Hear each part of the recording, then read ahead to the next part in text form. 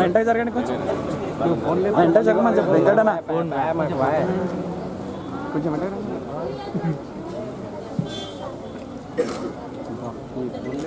विवेकानंद स्वामी की जय। नंदा नंदा विवेकानंद नंदा नंदा विवेकानंद भारत माता की जय। जय जय माता भारत माता। मुझे पिंक करने की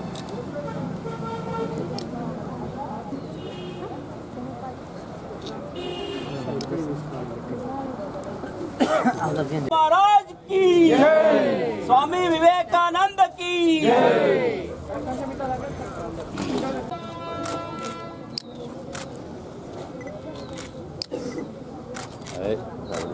జరిగి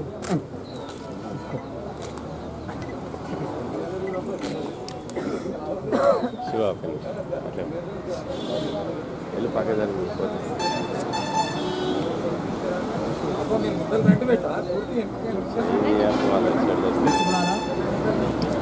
స్వామి వివేకానంద ప్రపంచానికి యూత్ ఐకాన్ అంటే స్వామి వివేకానంద.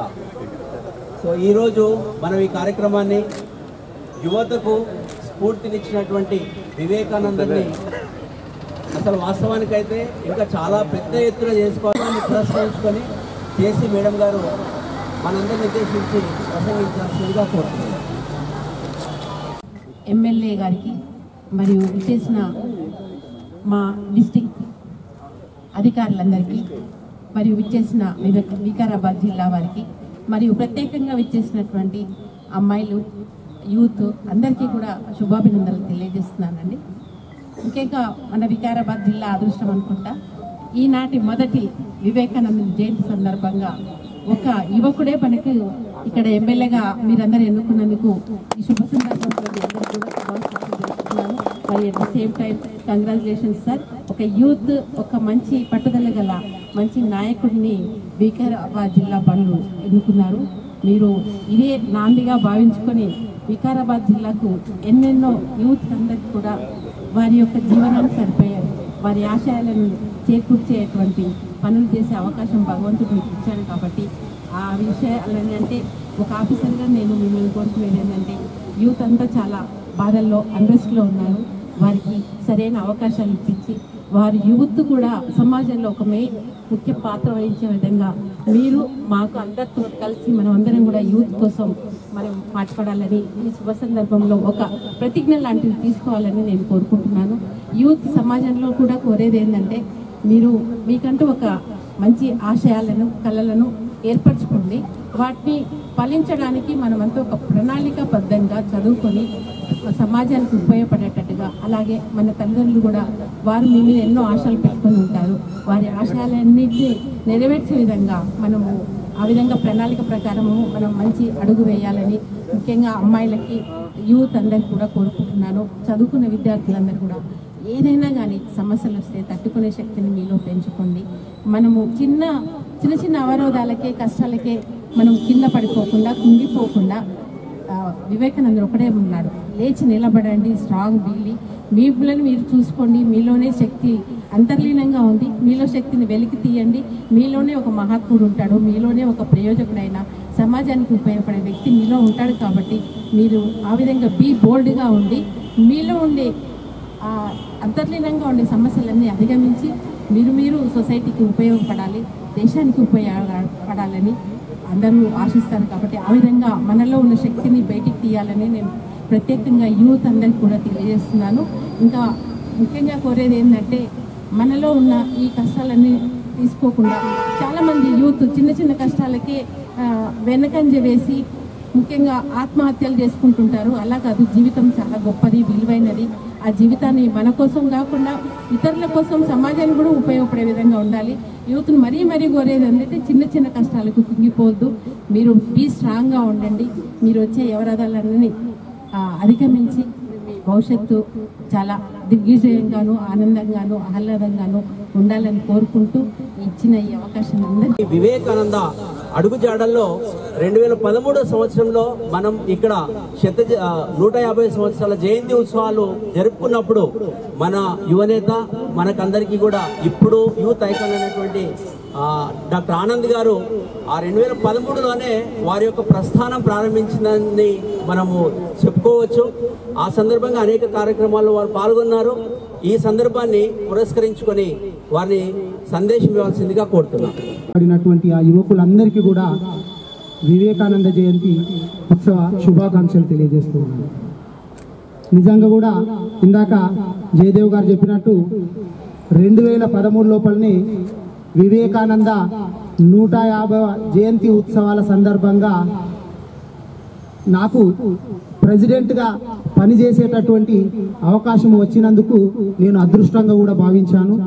ఎందుకంటే తను చెప్పినట్టు ఆ నాందితోటే నేను గ్రామాల్లో అప్పుడే చాలా తిరిగాను.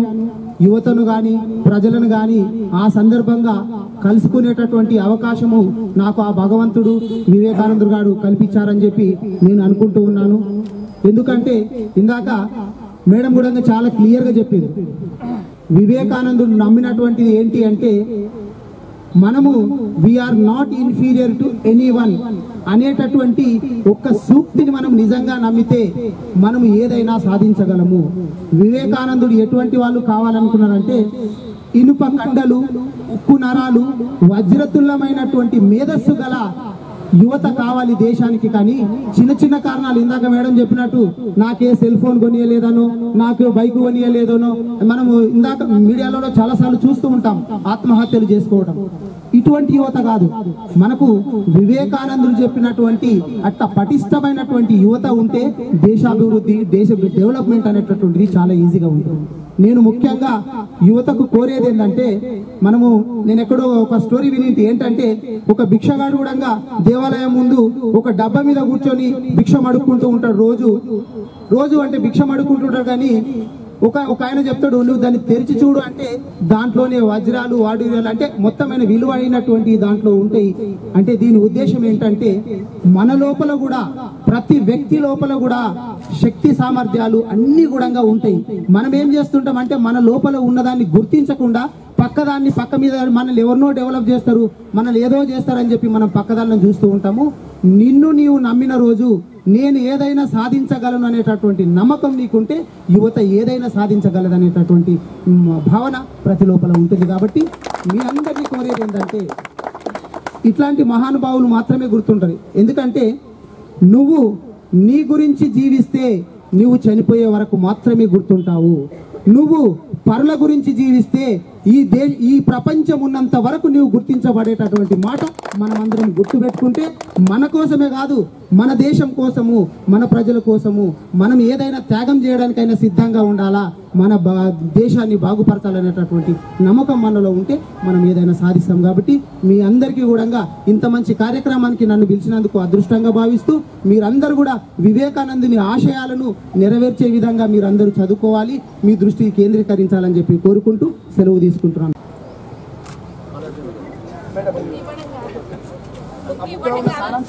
చదువుకోవాలి, ఈ అరటి పండు తిని ఇలాంటి ఎనర్జీ సంపాదించుకోవాలి, రోజు పండ్లు తినండి, బర్గర్లు తినండి చెప్తాను. రావాలి, ముందుకు రావాలి, వరుసగా వచ్చేసేయండి.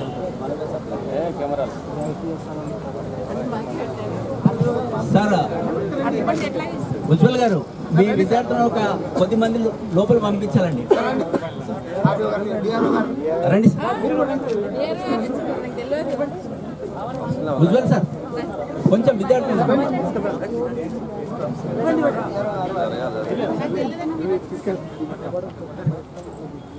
స్వామి వివేకానంద యువతకు పిలిపిస్తూ కొంచెం బ్యాక్ సైడ్ అజేయమైనటువంటి శక్తిని, ప్రపంచం మోకరిల్లేటువంటి సౌశీల్యాన్ని కలిగి ఉండాలని ప్రార్థిద్దాం. అట్లాగే ప్రపంచం అంతా తలదించుకునేటువంటి మోకరిల్లేటువంటి దృశ్యాన్ని మనమంతా చూడొచ్చు. ఆ విధమైనటువంటి ప్రతిజ్ఞ మనమంతా ఇక్కడ చేయాల్సినటువంటి అవసరం ఉంది. ఒకసారి అందరు గట్టిగా చెప్పాలి, జై జై మాతా నంద నంద వివేకానంద మహా महाराज की विवेकानंद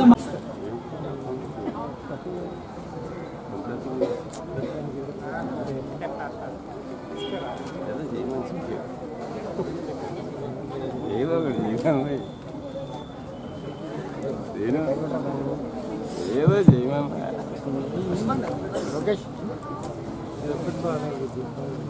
నీళ్ళనే వస్తాయి లేకపోతే తహసీల్దార్ సాబ్ మీరు ఒకటి ఇవ్వండి.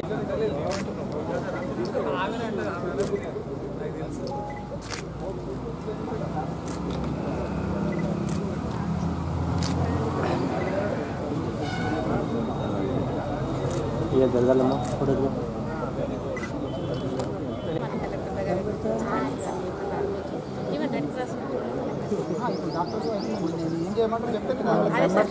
మెంబర్షిప్ చేయించాలి. తర్వాత దానికి ఒక సెక్రటరీ అది ఉంటారు కదా సార్, బాడీ ఒకటి ఫామ్ చేయాలి, యాక్టివేట్ చేయాలి. డిఎంహెచ్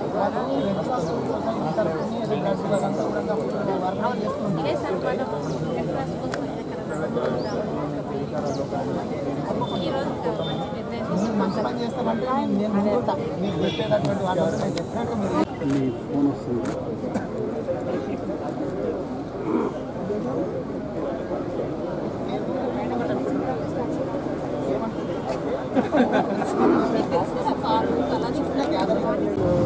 గణపగిరి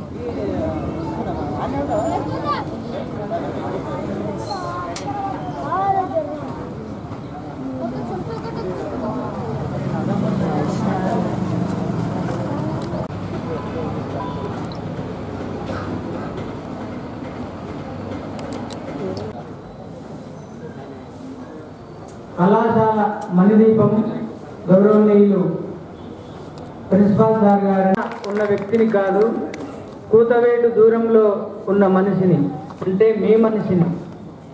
మీరు పిలిచినప్పుడే వస్తా, మీరు సమస్యలను వివరిస్తే వాటి పరిష్కారం కోసం కృషి చేస్తా అని ప్రచారంలో భాగంగా ప్రతి గ్రామాన వినిపించారు. వారు అన్న మాటను అక్షరాల నిజం చేస్తూ వారి అమూల్యమైన సమయాన్ని కాదనుకొని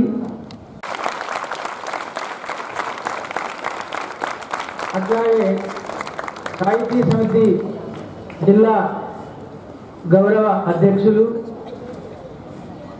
వేద పండితులు, విశ్రాంత ఉపాధ్యాయులు, గౌరవనీయులు, ప్రముఖ వక్త సాంబశివ శర్మ సార్ గారిని కూడా వేదిక మీదకు సాధారణంగా ఆహ్వానిస్తున్నాల్లో కూర్చోవలసిందిగా కోరుతున్నాను. ఇప్పుడు స్వామి నిర్వహించవలసిందిగా కోరుతున్నాను.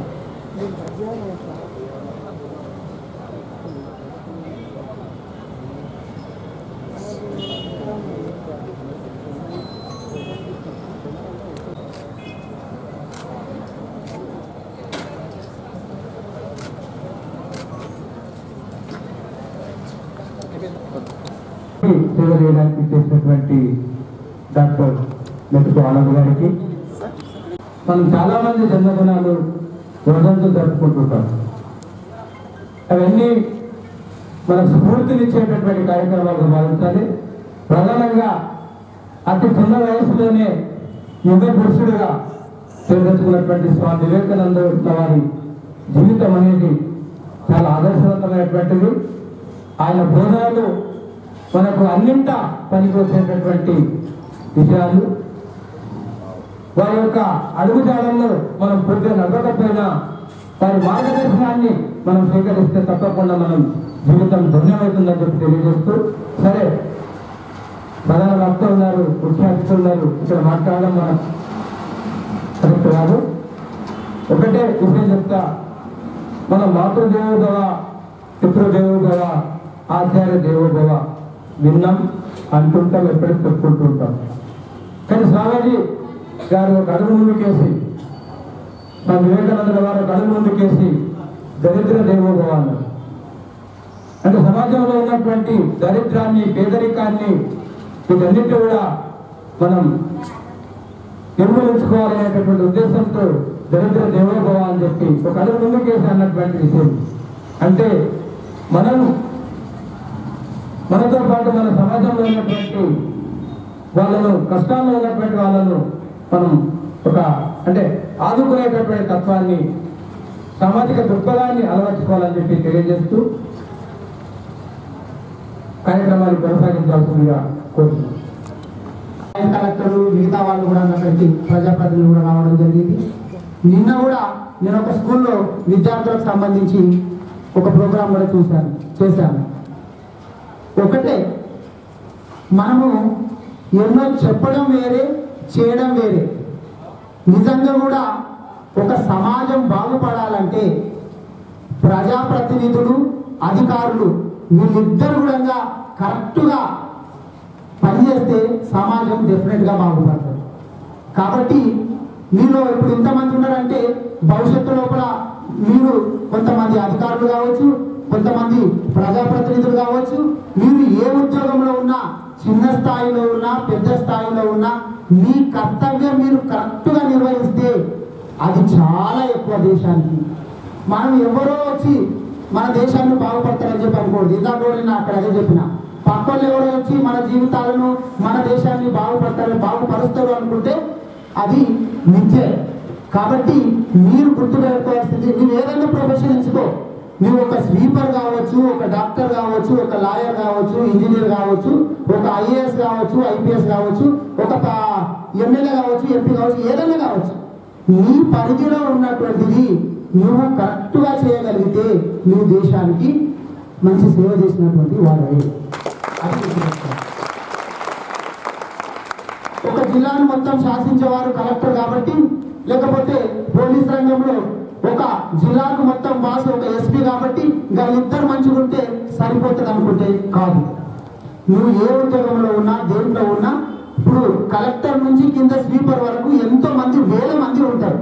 ఈ వేల మంది వాళ్ళ ఉద్యోగాలు కరెక్ట్గా చేస్తే దేశం బాగుపడతారు. కానీ కలెక్టర్ గారు ఒకరు, ఎస్పీ గారు ఒకరు ఉద్యోగం కరెక్ట్గా చేస్తే కాదు. ఈ మాట ఎందుకంటే ఇప్పుడు ఇంటర్మీడియట్, డిగ్రీ, ఇక్కడ ఓన్లీ ఇంటర్మీడియట్. మీరు ఇప్పుడు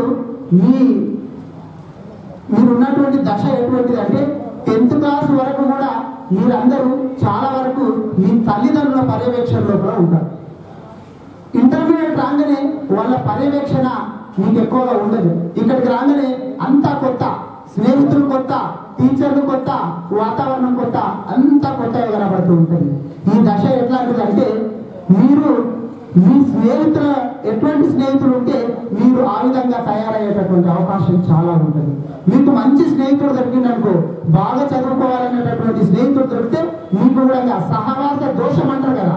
సహవాస దోషం అంటే పక్క వాళ్ళు ఏం చేస్తుంటారో మనకు తెలియకుండానే అనుకొని మనం నేర్చుకుంటూ ఉంటాం అన్నారు. కాబట్టి మీరు ఎప్పుడు కూడా స్నేహితులను, మంచి స్నేహితులను ఉండే విధంగా చూసుకోవడం మీ జీవితంలో బాగుపడాలంటే అది మొదటి మెట్టుగా నేను భావిస్తున్నాను. ఎందుకంటే నీకు మంచిగా చదువుకునేటో దొరికితే నువ్వు కూడా మంచిగా చదువుకుంటాడు. వాడు చిల్లర వేషాలు వేసినట్టు దొరికితే చిల్లర వేస్తాడంటాడు. ఈ వయసు ఏంటంటే ఈ టీనేజ్ ఏదైతే దాటే వరకు ఉందో, 13 నుంచి 19 వరకు ఏ ఏజ్ అయితే ఉందో కౌమార దశ అంటారు. టీనేజ్ ఏదైతే ఉందో ఈ దశ లోపల మీరు ఏదైతే మీకు అలవాటు అయితేయో అది జీవితాంతం ఉండేటటువంటి అవకాశం ఉంటుంది. ఇప్పుడు ఈ వయసు లోపల పక్కోడేమో అంటారు, అరే సిగరెట్ తాగితే మాత్రం అసలు ఎట్లుంటుందో టేస్ట్ చేసి చూద్దాము అని చెప్పి ఒకటి అన్నాడు అనుకో, అట్లాంటిది నేర్చుకుంటే మీరు చైన్ స్మోకర్గా తయారయ్యేటటువంటి అవకాశం ఉంటుంది. లేదా అరే తల్లిదండ్రులను గౌరవించాలి, గురువులను గౌరవించాలి, పెద్దలను గౌరవించాలని నేర్చుకుంటే జీవితాంతం మీరు ఆ విధంగా తయారయ్యేటటువంటి అవకాశం ఉంటుంది. మనము చిన్నగా ఉన్నప్పటి నుంచి ఏవైతే మీరు ఒకటి గుర్తుపెట్టుకోండి, మనము ఈ ఏజ్లో నేర్చుకున్నటువంటి బాగా గుర్తుండే జీవితం లోపల ఒక 30-40 సంవత్సరాలు దాటిన తర్వాత గ్రాస్పింగ్ పవర్ అనేటటువంటిది మన బ్రెయిన్కు తగ్గిపోతుంది. యుక్త వయసులో ఉన్నటువంటి గ్రాస్పింగ్ పవర్ ఏజ్ పెరుగుతున్న కొద్దీ అంత కెపాసిటీ ఉండదు. మీరు ఒక 4th class, 5th class, 3rd class level వరకు ఆ లెవెల్ లోపల ఒక పిల్లగానికి లేకపోతే ఒక అమ్మాయికి మీరు ఎట్ ఏ టైం ఒక 12 లాంగ్వేజ్లు కూడా నేర్చుకోవడానికి మీరు తర్ఫీదు ఇస్తే 12 లాంగ్వేజెస్ కూడా నేర్చుకోగల కెపాసిటీ వాళ్ళకు ఉంటుంది. ఇప్పుడు మా ఏజ్లను, ఈ ఏజ్లను పెట్టి నీకు 12 లాంగ్వేజ్ నేర్పిస్తా అంటే మేము నేర్చుకోండి, అది మా బ్రెయిన్ స్వీకరించలేదు, ఆ కెపాసిటీ తగ్గిపోతుంది. కాబట్టి మీకు చెప్పేది ఏంటంటే అవకాశం ఉన్నప్పుడు దాన్ని సద్వినియోగం ఎవరైతే చేసుకుంటారో జీవితంలో కూడా గొప్ప వాళ్ళు అవుతారు. ఆ అవకాశం పోయిన తర్వాత అది మళ్ళీ రాదు. ఇంకా మీరు కూడా ఉన్నటువంటి ఈ ఏజ్ ఏదైతే ఉందో, ఈ అవకాశం ఇంటర్మీడియట్ డిగ్రీ ఈ లెవెల్ అయితే ఉందో, మీ తల్లిదండ్రులు మీరు బాగా గుర్తుపెట్టుకోవాలి.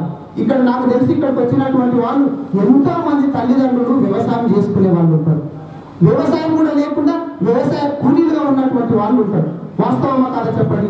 ఎందుకంటే నేను ఎందుకు చెప్తున్నా అంటే నేను కూడా కెరేలి గ్రామంలో ఒక మధ్యతరగతి కుటుంబంలో పుట్టి పెరిగి వచ్చినటువంటి వాడిని. కాబట్టి నాకు కూడా ఒక మధ్యతరగతి ఒక బీద కుటుంబం యొక్క బాధలు ఎట్లుంటాయి అనేటటువంటి తెలిసినటువంటి వాడిని. మీరు ఏదన్నా చేయబోతుండ్రు పని, లేకపోతే మీ స్నేహితులు ఏదన్నా మీకు చెప్తుండ్రు ఇది చేయాలా అంటే మీరు ఒకటికి రెండు ఆలోచించాలా. మా తల్లిదండ్రులు అంత కష్టపడి కూలీకి కూడా పోతూ వ్యవసాయం కూడా చేసుకుంటూ ఖర్చు పెట్టి నన్ను ఇక్కడికి పంపిస్తుందంటే నేను ఏం చేస్తున్నా అనేటటువంటి మీ మనసుకు వచ్చిందనుకో డెఫినెట్ గా మీరు తప్పు చేయరు, జీవితంలో కూడా బాగుపడేటటువంటి అవకాశం ఉంటుంది. ఎంతమంది వచ్చినా నాలాంటి వాళ్ళు కానీ ఇట్లాంటి వాళ్ళు కానీ ఎన్నిసార్లు వచ్చినా ఎంతసేపు చెప్పినా మీ మనసుకు పట్టకపోతే పక్కన చెప్పింది వేస్తే. నేను ఇప్పుడు చెప్పిపోతాను, ఎవరు కూడా పక్కన మీతో పాటు కావాలి ఉండలేదు కదా. మీరు ఏం పని చేస్తుండ్రు, నువ్వు అమ్మాయిలతో పాటు తిరుగుతున్నావా, లేకపోతే అమ్మాయిలను చేసి ర్యాగింగ్ చేస్తున్నావా, నువ్వు సిగరెట్ తాగుతున్నావా, మందు తాగుతున్నావా, దొంగతనాలు చేస్తున్నావా, లేకపోతే టైం పాస్ కు సినిమాలు పోతున్నావా, ఇటువంటి ఎవరు కూడా అబ్జర్వ్ చేయరు. ఆ స్టేజ్ దాటిపోయింది, మీరు 10th క్లాస్ అయిపోయింది, వచ్చేసింది.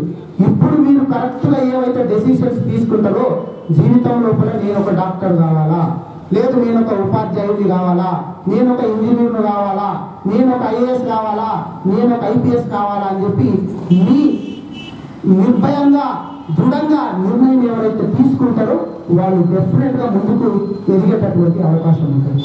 కాబట్టి మీరు పక్కోళ్ళు ఎవరో ఏమనుకుంటారు, ఇప్పుడు మనము ఒక కూలి పని చేసుకునే వాళ్ళ పిల్లలకే కావచ్చు, అరే నేను ఐఏఎస్ అవుతా అని అంటే పక్కోళ్ళు చూసి నవ్వుతారేమో అని మీరు ఎవ్వరు కూడా అనుకోవాల్సినటువంటి అవసరం లేదు. ఒక ఐపీఎస్ అవుతా అని నేను అనుకుంటే పక్కోళ్ళు చూసి నవ్వుతారేమో అనుకుంటాను. నేను నిన్న కూడా ఇదే చెప్పాను, నేను డాక్టర్ అవుతా అనుకున్నప్పుడు పక్కోళ్ళకి చెప్పినప్పుడు కొంతమంది నవ్విండు. నిన్న చెప్పినాను ఇది ఇదే విషయం. నేను తర్వాత ఎంబీబీఎస్ అయిపోయిన తర్వాత ఎంఎస్ చేసినప్పుడు ఎండీ చేసినప్పుడు నేను పీజీ చేస్తా అనుకుంటే కొంతమంది నవ్వునోళ్ళు నా ఫ్రెండ్స్ కూడా ఉన్నారు. ఎంబీబీఎస్ లో ఉన్నప్పుడు కూడా నవ్వునోళ్ళు ఉన్నారు. దేవుని దయతోటి ఇప్పటి వరకు ఫస్ట్ క్లాస్ నుండి నేను ఎంబీబీఎస్ కానీ ఎండి కానీ ఎంఎస్ కానీ ఏది కూడా సెకండ్ అటెంప్ట్ లో రాయాల్సిన అవసరం రాలేదు. మీరు ఆ మాట గుర్తుపెట్టుకోండి. మనకు దృఢ నిశ్చయం ఉంటే మనం ఏదైనా సాధిస్తాం. కాబట్టి మీకు చెప్పేది ఏంటంటే మనము ఎవరైనా నవ్వుకుంటారేమో, మనం ఒక నిర్ణయం మనకు ఒక గోల్ పెట్టుకుంటే గోల్ ఎట్లుండాలంటే నేను ఇప్పుడు పోలీస్ శాఖలో ఉద్యోగం చేయాలని అనుకున్నాం అనుకో, పోలీస్ శాఖలో ఉద్యోగం చేయాలనుకుంటే ఏ కానిస్టేబుల్ లెవెల్లో నీ టార్గెట్ పెట్టుకోకూడదు. దాంట్లో అత్యున్నతమైనటువంటి పదవి ఏదో పోలీస్ శాఖలో అత్యున్నతమైనటువంటి ఏది ఐపీఎస్ ఆఫీసర్. నీ టార్గెట్, నీ గోల్, నీ ఏం అటువంటిది ఉండాలా. లేదు నువ్వు ఒక రెవెన్యూ డిపార్ట్మెంట్ లో పనిచేయాలనుకున్నావు, ఒక క్లర్క్ కాదు, ఒక ఎంఆర్ఓ కాదు, నీ టార్గెట్ ఎట్టు ఉండాలంటే దాంట్లో ఐఏఎస్ ఆఫీసర్ అనేటటువంటి ఒక టాప్ మోస్ట్ లెవెల్. కాబట్టి నీ టార్గెట్ ఆ లెవెల్ లోపలనే ఉండాలా. ఎందుకంటున్నానంటే మీరు ఆ విధంగా పనిచేస్తే మీరు ఐఏఎస్ ఆఫీసర్ టార్గెట్ పెట్టుకుంటే ఆర్టీఓ లెవెల్లో కన్నా వస్తారు. కాబట్టి మీ టార్గెట్ ఎప్పుడు కూడా చిన్నగా ఉండదు, మీ గోల్ చాలా పెద్దగా ఉండాలి. పక్కలు నవ్వుకున్నా పట్టించుకోవాల్సిన అవసరం లేదు. ఇందాక చెప్పిన కదా, నేను డాక్టర్ అవుతా అనుకుంటే కూడా కొంతమంది నవ్వునలు ఉన్నారు, నేను పీజీ చేస్తా అంటే నవ్వునలు ఉన్నారు. ఇక దానికంటే అన్నిటికంటే ముఖ్యంగా నేను ఎమ్మెల్యే అవుతా అని ప్రయత్నం చేస్తే నవ్వునలు చాలా మంది ఉన్నారు. ఇక ఇది వాస్తవం. నవ్వేటోడు నవ్వుతూనే ఉంటాడు, ఏడ్చేటోడు ఏడుస్తూనే ఉంటాడు. మీరెప్పుడు కూడా నిర్వీర్యం కావద్దు, మీ టార్గెట్ మర్చిపోవద్దు, మీ గోల్ మర్చిపోవద్దు, మీ ఏం మర్చిపోవద్దు అనే విషయాన్ని మీ అందరికీ తెలియజేస్తున్న గుర్తుపెట్టుకోండి. ఎందుకంటే మనము నిస్వార్థంగా సేవ చేయాలి అనేటటువంటి ఒక ఉద్దేశంతో ఒక గోల్ పెట్టి పనిచేస్తే, త్రికరణ శుద్ధిగా పనిచేస్తే ఎవరు ఏం చేయలేరు. ఆ మాట మీరు అందరూ కూడా గుర్తుపెట్టుకోవాలా. ఇంకా నాకు వేరే చాలా పనులు ఉన్నాయి, దయచేసి ఏమనుకోవద్దు. ఇంకా పెద్దలు హనుమంతుల ముందు కుట్టుదంతులాగా ఇట్లాంటి పెద్దల ముందు నేను మాట్లాడే వ్యక్తిని కాకపోయినా ఏదో నా శక్తికి మాట్లాడుతున్నా. ఇటువంటి వాళ్ళు మీకు ఇంకా సలహాలు సూచనలు చాలా చెప్తారు. మీ అందరికీ కూడా ధన్యవాదాలు తెలియజేసుకుంటూ అని అనుకోండి నేను సన్మానాల కంటే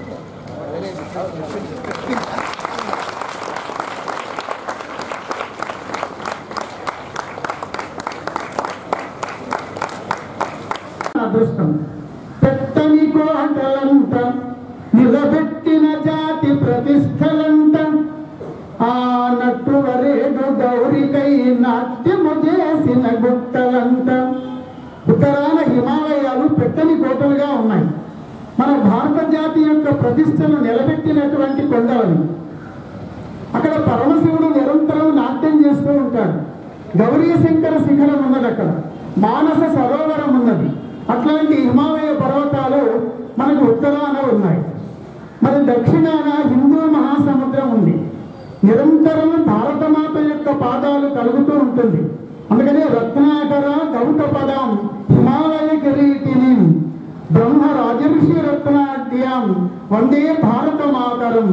ఈ భారతమాతకు హిమాలయ పర్వతమే కిరీటం. మరి హిందూ మహాసముద్రము భారతమాత యొక్క పాదాలు నిరంతరం కలుగుతూ ఉంటుంది. ఇక్కడ ఎందరో మహనీయులు జన్మించినారు. అరవిందుడు జన్మించినాడు, రవీంద్రుడు జన్మించినాడు, మహాత్మా గాంధీ జన్మించినాడు, రాముడు, కృష్ణుడు మొదలైనటువంటి వాళ్ళు జన్మించారు. అంతేకాకుండా ఈ జాతికి మహోన్నతమైనటువంటి సందేశాన్ని ఇచ్చినటువంటి మన వివేకానందుడు ఈ దేశంలో పుట్టాడు. అందుకనే మనం ఈ దేశంలో పుట్టడం మన అదృష్టం. ఏ పూర్వ పుణ్యమో ఏ యోగ బలమో జనించినాడవి భరతఖండమున, ఏ మంచి భూములను ప్రేమించినావో నినుమోచ ఈ తల్లి కనక గర్భమున. ఏ జన్మలో పుణ్యం చేశామో మనం భారతదేశంలో పుట్టాం. మన హిమాలయాలు సామాన్యమైనవి కావు. అతజని కంచ భూమ్యసరుడంబర చొంబి శిరస్సరజ్జరి పటల మొహరు మొహరు ముఠద భంగ తరంగ మృదంగ నిస్వన స్ఫుట నదనానుకూల పరిఫుల్ల కలాప కలాపిజాలము కటక చరత్కరేణుతర కంపిత సాలము శీతశైలము.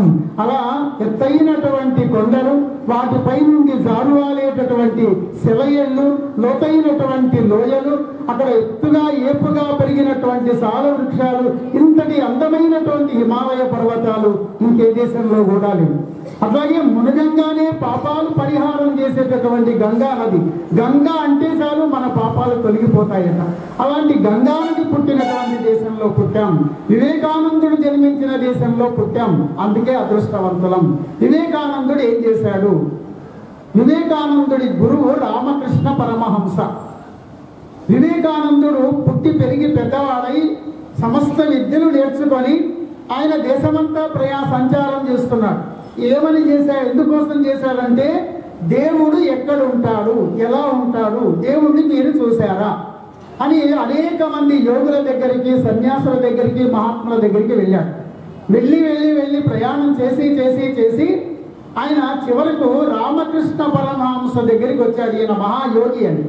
రామకృష్ణ పరమహంస 12 సంవత్సరాలు నిద్రాహారాలు మాని నిరంతరం కాళికామాత గురించి, కలకత్తాలో దక్షిణేశ్వరంలో కాళికాదేవి దేవాలయం ఉంది. ఆ దేవాలయంలో ఆయన అర్చకుడిగా ఉంటూ ఆ కాళికాదేవిని ఉపాసన చేశాడు. 12 సంవత్సరాలు ఆయన తపస్సు చేశాడు. నిద్రపోలేదు, తర్వాత భోజనము చేయలేదు. చివరికి ఆయనకు స్వప్నములో కాళికాదేవి సాక్షాత్కరించింది. కానీ తెల్లవారింది, అది నిజమా కాదా అని ఆలోచన చేసి, ఆయన పెద్దగా చదువు రాదు, తనకు కాళికాదేవి ప్రత్యక్షమయ్యింది అనడానికి నిదర్శనం ఏమిటి అంటే, రాణి రాసమణి అనే ఒక మహారాణి ఉన్నది. ఆమెకు 2 కుమార్తెలు ఉన్నారు. వాళ్ళు చాలా అందగత్యలు, చాలా సంస్కారవంతులు, శీలవంతులు. వాళ్ళు ఎప్పుడు బయటికి రారు. ఒకవేళ నాకు నిజంగా కాళికాదేవి ప్రత్యక్షమైనట్టయితే రాణి రాసమణి దేవి యొక్క కూతురు వచ్చి నాకు దర్శనమిచ్చి లోపలికి వెళ్ళిపోవాలి. నిజంగానే వాళ్ళిద్దరూ వచ్చి ఆయనతో మాట్లాడి వెళ్ళిపోయినారు. దీన్ని బట్టి మనకేమర్థమవుతుంది? రామకృష్ణ పరమహంసకి కాళికాదేవి స్వప్నములో సాక్షాత్కరించింది. అంతటి మహనీయుడు రామకృష్ణ పరమహంస. ఆయనను వెతుక్కుంటూ వచ్చాడు వివేకానందుడు. వచ్చి, మీరు దేవుణ్ణి చూశారా? చూశాను, నాకు చూపిస్తారా? చూపిస్తాను అన్నాడు. వెంటనే ఏం చేశాడు? ఆయన శిరస్సు మీద చేయి పెట్టాడు. అంటే గురువులు శిష్యుల యొక్క హస్తమస్తక సంయోగము అంటారు. శిరస్సు మీద చేయి పెడితే ఆయనలో ఉండేటటువంటి దివ్యశక్తులన్నీ కూడా వివేకానందుడిలో ప్రవేశించాయి. ఆయన ఒక్కసారి సమాధి స్థితిలోకి వెళ్ళిపోయినాడు. సమాధి స్థితి అంటే భగవంతుని యొక్క ధ్యానములో ఉండగా బాహ్య ప్రపంచాన్ని మర్చిపోవడం. అట్లాంటి స్థితిలోకి వెళ్ళి ఆ స్థితిలో అతడు భగవత్ సాక్షాత్కారం పొందినాడు. అప్పటి నుండి వివేకానందుడు రామకృష్ణ పరమహంసకు శిష్యుడై మన భారతీయ సాంస్కృతిక సంప్రదాయాన్ని ప్రపంచ దేశాలకు చాటి చెప్పాలని గురువు యొక్క అనుమతితో అతడు విదేశాలకు అమెరికాకు వెళ్ళాడు. అమెరికాలో సర్వమత మహాసభ జరుగుతుంది. సర్వమత మహాసభ అంటే ప్రపంచంలో ఉండే అన్ని మతాల యొక్క సమ్మేళనం. అక్కడికి వివేకానందుడు చాలా కష్టపడి వెళ్ళాడు. వెళుతూ మన కన్యాకుమారిలో ఇప్పటికక్కడ వివేకానంద స్మారక చిహ్నం, ఆయన ఎక్కడైతే కూర్చొని భారతదేశాన్ని దర్శించాడో హిందూ మహాసముద్రం దగ్గర కన్యాకుమారిలో, అక్కడ ఇప్పుడు వివేకానంద స్మారక మందిరం నిర్మాణం చేశారు. అక్కడ కూర్చొని భారత మాతను దర్శించినాడు వివేకానందుడు. నా భారత మాత యొక్క గొప్పతనాన్ని ఎట్లా సాటి చెప్పాలి, ఎందుకంటే బానిస దేశం, వీళ్ళకి ఏమీ రాదు, సంస్కృతి లేదు, సంప్రదాయం లేదు, నాగరికత లేదు అని పాశ్చాత్య దేశాలు అనుకుంటున్నటువంటి రోజులు. అట్లాంటి సందర్భంలో నా దేశం యొక్క ఔన్నత్యాన్ని ప్రపంచ దేశాలకు చాటి చెప్పాలి, నా దేశంలో ఉండేటటువంటి దరిద్ర నారాయణులను ఉద్ధరించాలి. వారు చెప్పారు కదా, మాతృదేవో భవ, పితృదేవో భవ, ఆచార్య దేవో భవ కాదు, దరిద్ర దేవో భవ. ఈ దేశంలో ఉన్నటువంటి వాళ్ళకి కడుపు నిండా తిండి లేదు, కట్టుకోవడానికి బట్టలు లేవు. ఇప్పుడు కాదు, ఇది 18వ శతాబ్దం. అట్లాంటి సమయంలో దేశం యొక్క మరి సంస్కృతి సంప్రదాయాలను ఇతర దేశాలకు తెలియజెప్పాలని ఆయన అమెరికాకు వెళ్ళాడు. అక్కడ సర్వమత మహాసభ జరుగుతున్నది. అందరూ కూర్చున్నారు. దేశాల వాళ్ళందరూ పండితులు, వేదాంతులు, మేధావులు అందరూ కూర్చున్నారు. ఆ సభాధ్యక్షుడు అక్కడ వివేకానందుని కూడా ఆహ్వానించారు. ఈయన కూర్చున్నాడు. ఈయన కాషాయాంబరాలు కట్టుకున్నాడు. ఆయన యొక్క బ్రహ్మ తేజస్సు ఆయన ముఖంలో తాండవమాడుతూ ఉన్నది. కానీ ఆ సభాధ్యక్షుడు అందరికీ అవకాశం ఇస్తున్నాడు, గంటలు. వివేకానందుడికి ఇంకా ఆయనకు అవకాశం రావటం లేదు. ఈయన బానిస దేశము నుండి వచ్చిన సన్యాసి అనేటటువంటి చులకన భావన. అంటే ఒక మామూలు దేశం ఇది. భారతదేశం అంటే బానిస దేశం, దరిద్రులు ఉన్న దేశం, సంస్కృతి తెలియని దేశం, నాగరికత తెలియని దేశం అనేటటువంటి భావన పాశ్చాత్య దేశాల వాళ్ళకి ఆ రోజుల్లో ఉండేది. అందుకని ఈయనకు చివరికి ఏం చేశారంటే ఒక 5 నిమిషాలు సమయం ఇచ్చారు. భారతదేశం నుండి వచ్చిన సన్యాసికి 5 నిమిషాలు అని ఆయనకు ఉపన్యాసానికి సమయం ఇచ్చారు. అప్పుడు ఎలా ఉంటుంది, ఆయన అప్పటి వరకు మాట్లాడినటువంటి వాళ్ళందరూ కూడా లేడీస్ అండ్ జెంటల్మెన్ అని పిలుస్తున్నారు, ఆడవాళ్ళు మగవాళ్ళు అని సంబోధించారు. కానీ వివేకానందుడు ఏమన్నాడు, అమెరికా సోదర సోదరీ మణులారా అన్నారు. ఈ మాట వాళ్ళకు చాలా కొత్తది అన్నమాట. అందరినీ సోదర సోదరీ మణులుగా చూసేటటువంటి తత్వం భారతీయ సంస్కృతి. అందుకని ఆయన అమెరికా సోదర సోదరీ మణులారా అనేసరికి ఒక 2 నిమిషాలు చప్పట్లు కొట్టారు ఆ సభలో ఉన్న వాళ్ళంతా. ఆయనకి ఇచ్చిన సమయం అయిపోయింది. కూర్చోమంటారా అన్నాడు. లేదు మీరు మాట్లాడాలి అన్నారు. అప్పుడు ఆయన ఏం చెప్పారు, మన భారతీయ సంస్కృతి గొప్పతనాన్ని చెప్పారు. అక్కడ ఎవరి మతం గొప్పతనం వాళ్ళు చెబుతూ ఉన్నారు. మీరు చెప్పేది చాలా తప్పు. ఏకం సత్తు విప్రాహ బహుదా వదంతి, భగవంతుడు ఒక్కడే, జ్ఞానులైనటువంటి వాళ్ళు అనేక రకాలుగా చెబుతారు.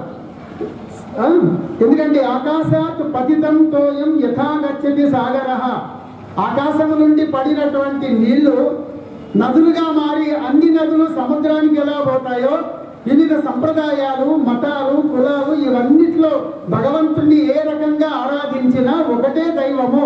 కాబట్టి నీళ్ళన్నీ సముద్రానికి చేరినట్లు ఆరాధనా పద్ధతులు వేరు కానీ భగవంతుడు ఒకడే అని వాళ్ళకు చాటి చెప్పాడు. త్రయీ సాంఖ్యం వేద పశుపతి మతం నానా పథజుషాం అని ఆ విధంగా మార్గాలు వేరు కావచ్చు కానీ మనం వెళ్ళేటటువంటి గమ్యం మాత్రం ఒకటే అని ప్రపంచ దేశాల వాళ్లకు భారతీయ సంస్కృతి యొక్క ఔన్నత్యాన్ని చాటి చెప్పాడు. అప్పుడు వాళ్ళందరూ కూడా చాలా సంతోషించారు. ఇంకా మా దేశంలో మీలాంటి ఉపన్యాసాలు ఇంకా మాకు కావాలన్నారు. మరి ఆయన ఏం చేశాడు, ఆ రోజు ఉపన్యాసం చెప్పి రాత్రి పడుకున్నాడు, నిద్ర పట్టలేదు. తెల్లవారింది, అతని ముఖం బాగా ఎర్రబారిపోయింది.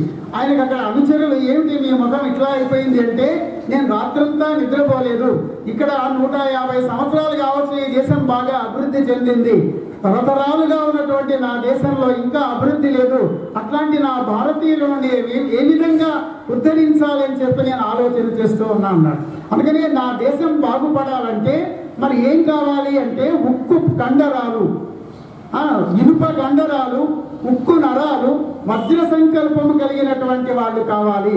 అట్లా యువకులు కనుక ఉన్నట్లయితే నా దేశాన్ని నేను మార్చగలను. కానీ మరి యువకులు ఎట్లా ఉండాలి? ఈనాడు మరి చదువుకున్నటువంటి యువకులు ఇందాక వారు చెప్పారు, 9వ తరగతి నుండి ఇంటర్మీడియట్ వరకు మన యొక్క పరిస్థితి ఎలా ఉంటుందంటే అగమ్య గోచరంగా ఉంటుంది. ఏం చేయాలనో ఏం చేస్తున్నామో మనకే తెలియదు. చూడకూడనివి చూస్తుంటాం, తినకూడనివి తింటుంటాం, తాగకూడనివి తాగుతుంటాం, చేయకూడని పనులు చేస్తూ ఉంటాం. కాబట్టి ఇట్లాంటి పనులు చేయటం వల్ల మనం కర్తవ్యం అనేది మర్చిపోతాం. కాబట్టి యువత నిర్వీర్యమైన నాడు దేశం బాగుపడదు. ఎందుకంటే దేశానికి యువకులే వెన్నెముకలు. కాబట్టి యువతులైనటువంటి వాళ్ళు తమ యొక్క కర్తవ్యాన్ని నిర్దేశించుకోవాలి. వివేకానందుడిలాగా మనం పిరికి పందల్లాగా పారిపోతుంటే, కష్టాలను వదిలిపెట్టి పారిపోయిన కొద్దీ ఇంకా పరిగెడుతూనే ఉంటారు. ఒకసారి వివేకానందుడు ప్రయాణం చేస్తూ ఉన్నాడు, భారతదేశంలో సంచారం చేస్తూ ఉన్నాడు. ఆయన వెనుక ఒక చేతిలో కర్ర పట్టుకొని వెళ్ళిపోతూ ఉన్నాడు. ఏం జరిగింది? ఒకసారి కోతుల గుంపు ఆయన తరుముతున్నారు. ఆ కోతులను చూసి భయపడి ఆయన కూడా పారిపోతూ ఉన్నాడు. ఇక భయపడిన కొద్దీ భయపెట్టిస్తుంది కదా సమాజం. అందుకని ఏం చేశాడు? కర్ర పట్టుకొని నిలబడిపోయినాడు. అంతే, ఆ కోతులు భయపడి వెళ్ళిపోయింది. అంటే మనం భయపడితే భయపెడతాం. కాబట్టి దేన్నైనా కూడా మనం ధైర్యంగా ఎదుర్కొనేటటువంటి తత్వం వివేకానందుడి ద్వారా మనం నేర్చుకోవాలి. విద్యార్థులైనటువంటి వాళ్ళు తప్పనిసరిగా కొన్ని లక్షణాలు ఉండాలి. ఏముండాలి? ఆపదలందు ధైర్య గుణము, అంకిత సంపదలందు తాల్మీయం, భూప సమంతరాళమున పుష్కల వాక్చతురత్వము, ఆది బాహాపటు శక్తియం, విద్యయందు అనురక్తియు, యశమునందు వంచా పరివృద్ధియం, ప్రకృతి సిద్ధ గుణంబులు సజ్జనాళికి. ప్రతి విద్యార్థి ఎలా ఉండాలంటే కష్టాలు వస్తే సహించగలగాలి. సోకర్చు వాడి మనుజుడు. మనం ఏదైనా పని చేస్తూ ఉంటాం, కష్టం వస్తుంది, సుఖం వస్తుంది. కష్టం వస్తే కృంగిపోవద్దు, సుఖం వస్తే పొంగిపోవద్దు. ఏ సమస్యనైనా ధైర్యంతో ఎదిరించి ముందుకు పోవాలి. అందుకని ఆపదలందు ధైర్య గుణం, అంచిత సంపదలందు తాల్మీయం. బాగా సంపద వచ్చిందనుకో అహంకరించకూడదు, ఓర్పు కలిగి ఉండాలి. ఆపదలందు ధైర్య గుణం, అంచిత సంపదలందు తాల్మీయం, భూప సభంతరాళమున పుష్కల వాక్యతురత్వం. ఇట్లాంటి సభలు ఉన్నాయి అంటే మాట్లాడమంటే లేచి నిలబడి ఎంతసేపు అయినా అనర్గళంగా మాట్లాడగలిగినటువంటి శక్తి మనం నేర్చుకోవాలి. ఆపదలందు ధైర్య గుణం, అంచిత సంపదలందు తాల్మీయం, భూప సభంతరాళమున పుష్కల వాక్యతురత్వము, ఆది బాహాపటు శక్తియున్. యుద్ధరంగానికి పోతే శత్రువుకు భయపడి పారిపోయి రావద్దు. విజయమో వీరస్వర్గమో అన్నట్లుగా ఉండాలి. నోచిన తల్లికి తనూభవుడొక్కడే చాలు మేటి. ఉత్తమరాలైనటువంటి తల్లికి ఒక కొడుకు చాలు. ఎందుకంటే యుద్ధంలో చేచాచని వాడు వేరొక్కడు చాచిన లేదొనకిచ్చువాడు. తాను చెయ్యి చాపడు, ఎవడైనా చాపితే తప్పనిసరిగా ఇస్తాడు.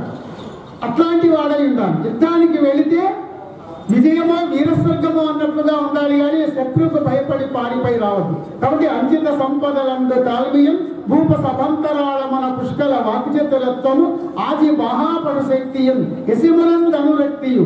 మంచి కీర్తి సంపాదించాలనేటటువంటి కోరిక ఉండాలి. విద్యయందు వాంఛా పరివృద్ధియం. నేను బాగా చదువుకొని ఉన్నతుణ్ణి కావాలి, ఉత్తముణ్ణి కావాలి. ఇప్పుడు బాగా చదువుకుంటున్నారు, ఉన్నతులు అవుతున్నారు, లాయర్ అవుతున్నాడు, ఇంజనీర్ అవుతున్నాడు, డాక్టర్ అవుతున్నాడు, యాక్టర్ అవుతున్నాడు, ఇవన్నీ అవుతున్నారు. కానీ ఉత్తములు రావడం లేదు సమాజానికి. ఉన్నతులు కాదు కావాల్సింది, ఉత్తములు కావాలి. అట్లాంటి ఉత్తమ జాతిని మనం నిర్మాణం చెయ్యాలి అంటే మనం బాగా విద్యను అభ్యసించాలి.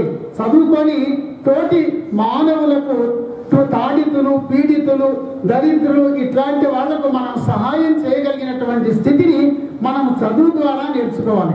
ఎంత చదువుకున్నా కానీ సంస్కారం లేకపోతే ఆ చదువు వ్యర్థము అంటారు. కాబట్టి సభ్యత, సంస్కారం, మర్యాద ఇవన్నీ కూడా మనం నేర్చుకోవాలి. ఎందుకంటే తోటి వారికి మనం ఎప్పుడు కూడా మనతో సమానంగా చూసుకోవాలి. అట్లా ఆత్మవత్ సర్వభూతాన్ని మనమెంతనో నా తోటివాడు అట్లాంటి వాడే అనుకోవాలి. పరద్రవ్యేషు లోష్టవత్, ఇతరుల యొక్క ద్రవ్యాన్ని ఒక ఇనుములాగా చూడాలి. పరదారేషు మాతృవత్, పరస్త్రీని ఒక తల్లిలాగా చూడాలి. ఇట్లా చూసేటటువంటి లక్షణాలు మనం చిన్నప్పటి నుండి విద్య ద్వారా నేర్చుకోవాలి. అందుకని లక్షణాలన్నీ కూడా మరి వివేకానందుడిలో ఉండే. అది ఏం చెప్పాడు? ఉత్కృష్టత, జాగ్రత్త, ప్రాప్యవరాన్ని నిబోధత. లే, మేలుకో, ఉత్తమ గురువులను ఆశ్రయించు, జ్ఞానాన్ని సంపాదించు, సంపాదించినటువంటి జ్ఞానాన్ని 10 మందికి పంచిపెట్టు.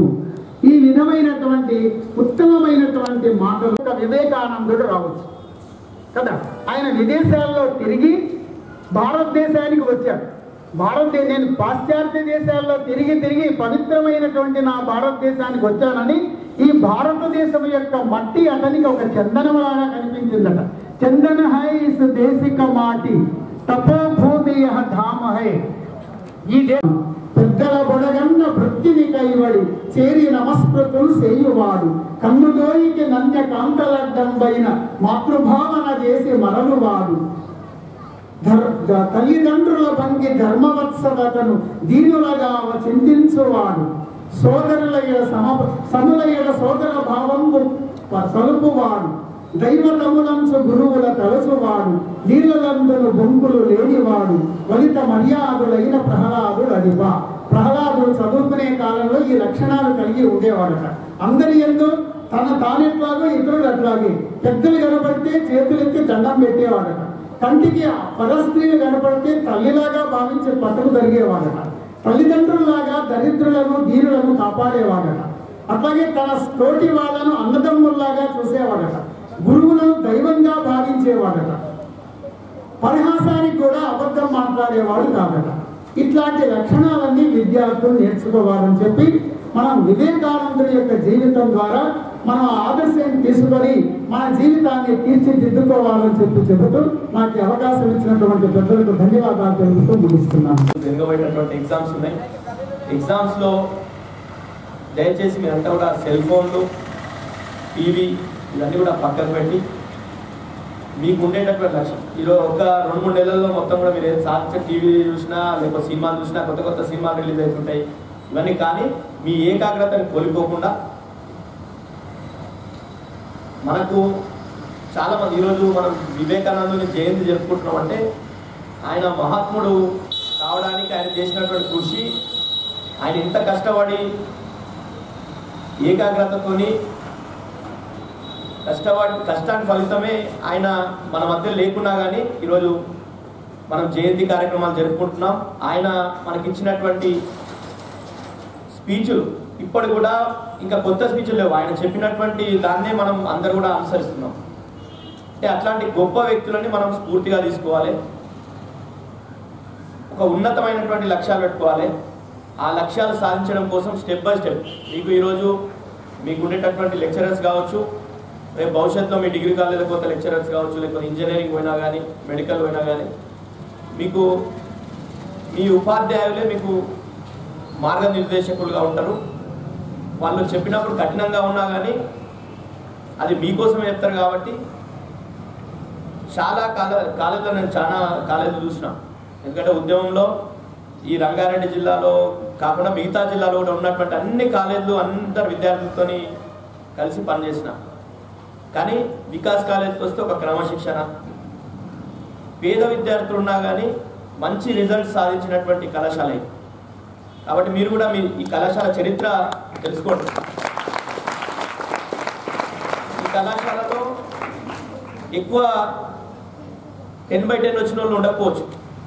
కానీ చాలామంది ఇప్పుడు నేను ఎక్కడ పోయినా కానీ పోలీస్ స్టేషన్లలో పోయినా కానీ మిగతా టీచర్లు కానీ ఎవరు కానీ ఎక్కడ పోయినా కానీ సార్తో పాటు నేను ఉద్యమంలో కలిసి పనిచేసినాం. కాబట్టి ఇక్కడ హైదరాబాద్ లేడ్ అరెస్ట్ అయినా కానీ స్టార్ స్టూడెంట్సే. ఏ మంత్రి దగ్గర పోయినా ఎవరు పోయినా కానీ గన్మెన్లు కావచ్చు మిగతా వాళ్ళు కావచ్చు స్టార్ స్టూడెంట్స్ ఇదే కాలేజీలో చదువుకున్నాను. అట్లా వాస్తవానికి ఈ ప్రాంతంలో చాలామంది మంచి చదువుకునేటువంటి వాళ్ళు టీచర్లు కావాలని, లేకపోతే ఫిజికల్గా ఫిట్గా ఉండి కానిస్టేబుల్ కావాలని, ఇవి కాకుండా మీరు ఉన్నతమైనటువంటి లక్ష్యాలు ఎన్నుకోండి. మీరు ఐఏఎస్ కావాలంటే కనీసం గ్రూప్ 1 ఆఫీసర్ అని అవుతారు. కానీ మీ లక్ష్యమే టీచర్ కావాలనో లేకపోతే తక్కువని కాదు, మీరు అది కూడా చాలా ఉన్నతమైనటువంటి వృత్తి, టీచర్ వృత్తి. కానీ మీ లక్ష్యాలు ఉన్నతంగా పెట్టుకొని దానికోసం మీరు చాలా చూడండి. యూట్యూబ్ కూడా మనం ఇంటర్నెట్ని వేరే దానికోసం పాటలు వినడానికనో ఇంకోటి ఉపయోగించుకోకుండా మోటివేషనల్ స్పీచ్లు ఉంటాయి, ఇంపాక్ట్ స్పీచ్లు అని ఉంటాయి. ఇంపాక్ట్ అనే ఒక సంస్థ మోటివేషన్ చాలా మంది స్పీకర్స్ పెట్టి మంచి వాళ్ళ జీవితంలో జరిగినటువంటి సంఘటనల్ని ఉదాహరిస్తూ వాళ్ళ స్పీచ్లు ఇస్తుంటారు. ఎట్లయితే ఒక సామాన్య ఈరోజు ఐఏఎస్ కావచ్చు, ఐపీఎస్ కావచ్చు, ఈరోజు మన దేశ ప్రధాని ఎవరైనా అనుకుంటుంటారా? ఆయన నేపథ్యంలో చూసి దేశానికి ప్రధాని అవుతారని అనుకుంటారా ఎవరు? మన రాష్ట్రానికి సంబంధించి ముఖ్యమంత్రి ఎవరన్నా అనుకుంటారా? ఒక 10 సంవత్సరాల కింద కేసీఆర్ గారు ముఖ్యమంత్రి అవుతారని. అంటే కమిట్మెంట్ ఉండాలి మన దగ్గర. ఆ కమిట్మెంట్ ఒక్క కోరిక కాదు, కలగనడమే కాదు, ఆ కళని సాకారం చేసుకొని కూడా మన ప్రయత్నం ఆ విధంగా ఉండాలి. మనకు ఇంకా ఏం కనిపించదు, వేరే సెల్ ఫోన్లు కావచ్చు, టీవీలు కావచ్చు, సినిమాలు కావచ్చు, ఆటలు పక్కకి, ఈ చెడు అలవాట్లు ఇవన్నీ కూడా పక్కకు పెడితేనే మనం ముందుకు పోగలుగుతాం. ఆ విధంగా మీరందరూ కూడా మంచి భవిష్యత్తులో మంచి స్థానాలలో మీరు అనుకోండి, తక్కువ అనుకోకండి. ఐఏఎస్ కావచ్చు, ఈ ప్రాంతం నుండి ఐపీఎస్ కావచ్చు. మొన్న గుడుగుంట గ్రామానికి చెందినటువంటి అమ్మాయి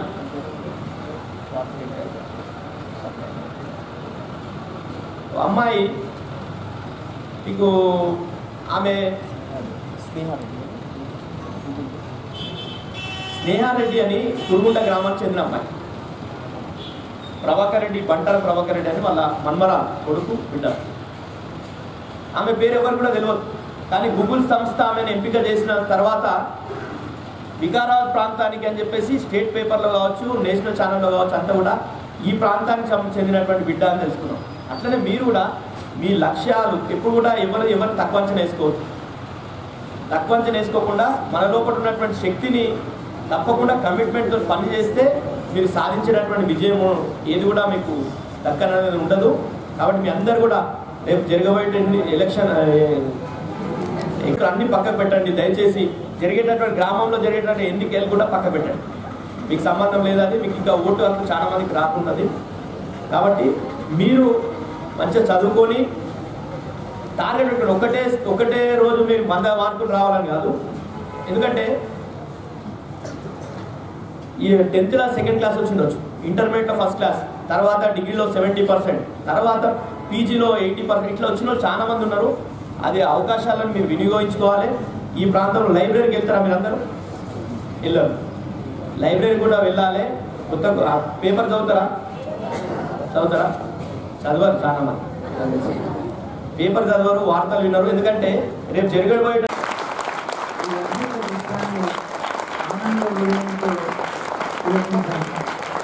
గవర్నమెంట్ ప్రభాకర్ రెడ్డి సార్ గారిని ఎన్నికలకు ఆహ్వానిస్తున్నారు.